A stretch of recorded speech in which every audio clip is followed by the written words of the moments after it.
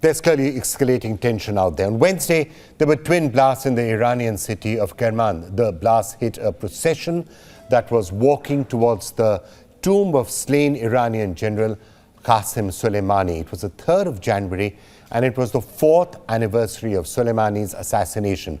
More than 100 of his supporters were killed in those blasts. More than 200 were injured. The first explosion was merely 700 meters from Soleimani's grave. The second was around a kilometer away.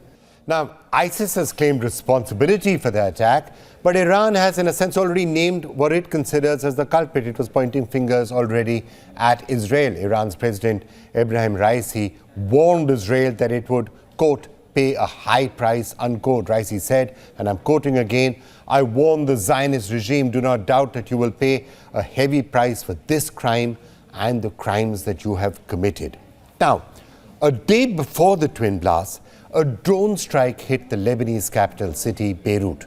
It targeted an apartment in a Shiite district of Beirut, and it killed the Hamas Deputy Commander, Saleh al-Aruri. Hamas called the al-Aruri killing a cowardly assassination. We affirm that the assassination by the Zionist occupation of the great brother and national fighting leader, Sheikh Saleh al-Aruri, and his brothers of the movement's leadership and teams on the Lebanese lands is a complete terrorist act, a violation of Lebanon's sovereignty and expansion of Israel's hostility against our people and nation. The Zionist Nazi occupation is responsible for its repercussions. Now, Israeli forces have not confirmed or denied their involvement in that particular attack, but the IDF said it was in a strong state of readiness in the north. In other words, Israel is ready for a multi-front war, should it come to that. Saleh al-Aruri was 57 years old. He was the deputy chief of Hamas, and not surprisingly, he has been on Israel's radar for a while.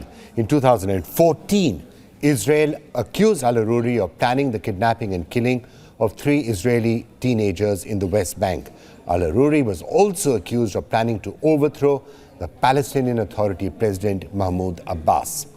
In 2015, the US designated al-Aruri as a global terrorist. It offered a $5 million reward for information on al-Aruri that could lead to his arrest.